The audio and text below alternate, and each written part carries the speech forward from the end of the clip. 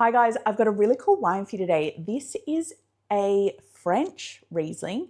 So it's a Grand Cru Riesling by Mann. It's the 2021 and it's from Alsace, which is over in France. So if you love your German Rieslings, Alsace is another fantastic region for Riesling. It's a cool continental climate. Basically what that means is it's cool, obviously, but it's continental, and that essentially means it's inland.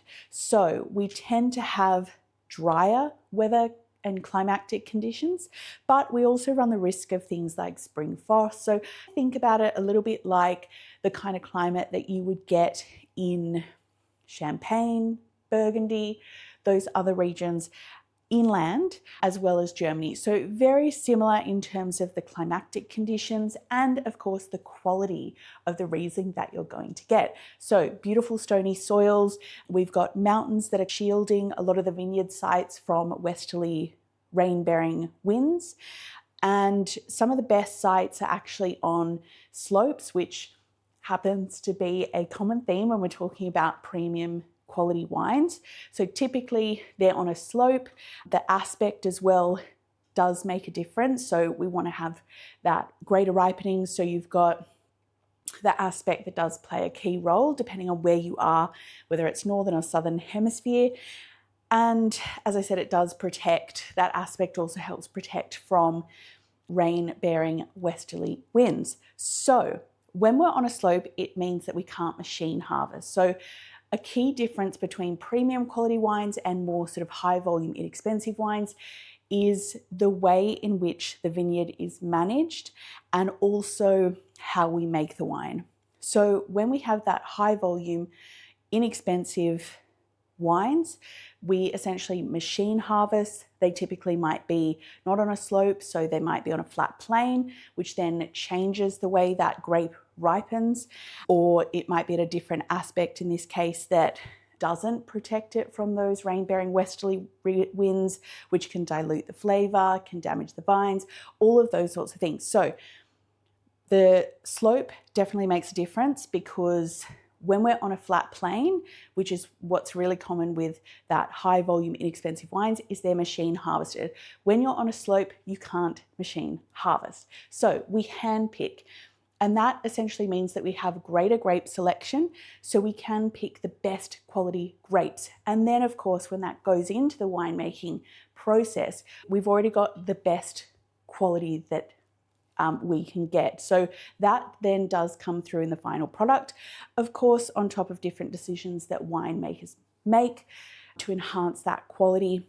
Riesling, we generally ferment in a tank because we want to preserve those key varietal characteristics. So generally in the region, you won't get things like malolactic fermentation either. So think of it like Chardonnay, where you either have that sort of crisp acid line that you would get in a Chardonnay that hasn't gone through malolactic fermentation versus one that has, where you have those nice creamy buttery notes, but it does bring down and soften that acidity. So if you don't know what malolactic fermentation is, it is essentially we're converting the malic acid in the wine, which is the kind of acid that we would also get in apples, so really crisp sort of tart acid.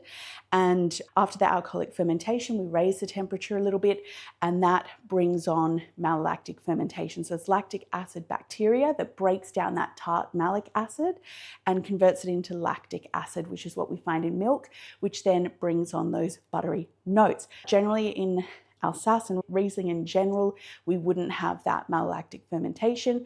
We would ferment in a tank because we want to preserve those key varietal characteristics. We call that a reductive style of winemaking, so we're not having that interaction with oxygen.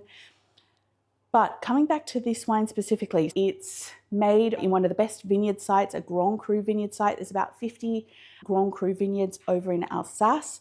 So really, really high quality. This is the top of the hierarchy. Mann as a producer that produce this wine, they do Riesling, but also different varietals. If you're a Burgundy lover, they do a fantastic Pinot, and there has been a little bit of an upward trend of collectors and wine lovers getting into Alsace Pinot because it is a low price point, but beautiful quality and really high quality. So something to consider as well if you're a Burgundy lover. Mann is a biodynamic producer, so they've really been at the forefront of both of those. Organic means that we're limiting the amount of sort of pesticides and things like that we're using in the vineyard. Biodynamic is a step further where we're looking at the entire terroir. So instead of limiting the amount of pesticides, we'll actually bring in natural predators to the vineyard so that we can balance that ecosystem. Absolutely fantastic Riesling. Albert Mann, fantastic producer. We've got a Grand Cru site. We've got the vineyard that's on those steep slopes, so we have greater grape selection. We have those beautiful sort of minerality that comes through in the wine from the stony soil as well.